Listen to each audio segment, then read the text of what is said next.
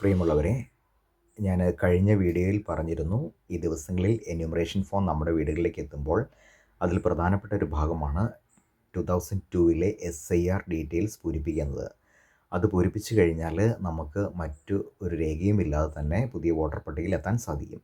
അപ്പോൾ 40 വയസ്സിന് മുകളിലുള്ളവരാണെങ്കിൽ അവർക്ക് 2002 അവർ ഏതെങ്കിലും വോട്ടർ പട്ടികയിൽ ഉണ്ടാകാൻ സാധ്യതയുണ്ട്. അപ്പോൾ അതെടുത്താൽ മതി. അതിൽ താഴെയുള്ളവരാണെങ്കിൽ 40 താഴെയുള്ളവർ പുതിയ വോട്ടേഴ്സ് ആണെങ്കിൽ അവരുടെ അച്ഛൻ്റെയോ അമ്മയുടെയോ അല്ലെങ്കിൽ ഗ്രാൻഡ് ഫാദറിൻ്റെയോ ഗ്രാൻഡ് മദറിൻ്റെയോ 2002 ഡീറ്റെയിൽസ് എടുത്താൽ മതി. അത് കണ്ടെത്താൻ www.ceo.kerala.gov.in എന്ന സൈറ്റിൽ കയറി ഈ താഴെ കാണുന്ന പോലെ ഡിസ്ട്രിക്റ്റ് സെലക്ട് ചെയ്യുക. ഞാനിവിടെ കോഴിക്കോട് സെലക്ട് ചെയ്തു. അപ്പോൾ LIC തൊട്ട് താഴെ LIC സെർച്ച് ചെയ്യാനുള്ള ഓപ്ഷൻ ഓപ്പൺ ആകും.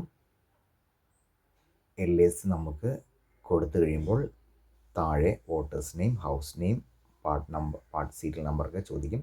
ഇവിടെ LIC ഞാൻ തിരുവമ്പാടി എന്ന് കൊടുത്തു. അപ്പോൾ തൊട്ട് താഴെ ബൂത്ത് നെയിം നമുക്ക് കൊടുക്കണം. അത് ഞാനിവിടെ 80ാമത്തെ ബൂത്ത് നമ്പർ 80 ആണ്. നോക്കാം. അതായത് അന്ന് നിലനിന്നിരുന്ന ബൂത്തുകളാണ് ഇതൊക്കെ.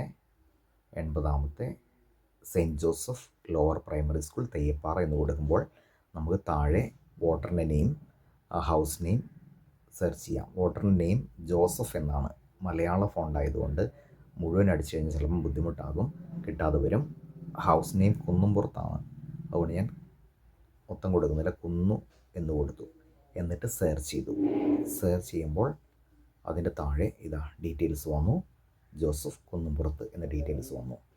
അപ്പോൾ മുഴുവൻ പേരും കൊടുത്തു കഴിഞ്ഞാൽ അന്നത്തെ പേര് വ്യത്യാസം ഉണ്ടാകും. ചിലപ്പോൾ എന്തെങ്കിലും ചെറിയ വ്യത്യാസത്തിന് സാധ്യതയുണ്ട്. അതിനാൽ മുഴുവൻ കൊടുക്കേണ്ടതില്ല. അപ്പോൾ ഇങ്ങനെ വരും. പിന്നെ ആ വീട്ടിൽ ഇവിടെ കാണാൻ നമുക്ക് സാധിക്കും. ഇതാണ് പാർട്ട് നമ്പർ. അതുപോലെ തന്നെ പാർട്ട് നമ്പറുണ്ട്, സീരിയൽ നമ്പറുണ്ട്. ഇത് നോട്ട് ചെയ്ത് വെക്കുക. അന്നത്തെ ID കാർഡിൻ്റെ നമ്പറുണ്ട്. ഇത്തരം കാര്യങ്ങൾ നോട്ട് ചെയ്ത് വെക്കുക. ഓക്കെ. അപ്പോൾ ഇവിടെ കാണുന്ന ഹൗസ് നമ്പറിൽ ഗ്രീൻ കളറിൽ കാണുന്ന ഹൗസ് നമ്പറിൽ ക്ലിക്ക് ചെയ്യുമ്പോൾ അന്ന് ആ വീട്ടിലുണ്ടായിരുന്ന മറ്റ് ഡീറ്റെയിൽസും ലഭ്യമാകുന്നതാണ്. കാണാം. Thresiamma, part number, serial number, ID card number, ഇത്രയും നോട്ട് ചെയ്ത് വെക്കുക. ഒരു വീട്ടിൽ ഒരാളുടെയെങ്കിലും കണ്ടെത്തി കഴിഞ്ഞാൽ അത് വെച്ച് നമുക്ക് മറ്റു ആ വീട്ടിലെ കുടുംബാംഗങ്ങളുടെയും നമുക്ക് ചെയ്യാൻ സാധിക്കും. അപ്പോൾ ഇക്കാര്യങ്ങൾ സെർച്ച് ചെയ്ത് കണ്ടെത്തി വെക്കുക. അപ്പോൾ ഒരു പെൺകുട്ടി വിവാഹം ചെയ്ത് ആ വീട്ടിലേക്ക് വന്നതാണെങ്കിൽ അവരുടെ മാതാപിതാക്കളുടെയാണ് അല്ലെങ്കിൽ ഗ്രാൻഡ് ഫാദറിൻ്റെ ഗ്രാൻഡ് മദറിൻ്റെയാണ് കണ്ടെത്തേണ്ടത്. അവർ എവിടെ നിന്നാണോ വന്നത് ആ ബൂത്തിൽ അന്വേഷിച്ച് ഈ രീതിയിൽ നമുക്ക് അതും കണ്ടെത്തി എഴുതി വെക്കുക. ഫോം പൂരിപ്പിക്കാൻ വരുമ്പോൾ ഈ ഡീറ്റെയിൽസ് നിർബന്ധമായി നൽകുക. അല്ലാത്ത പക്ഷം അവർ ഹിയറിങ്ങിനുൾപ്പെടെ രേഖകൾ ഹാജരാക്കേണ്ടി വരും.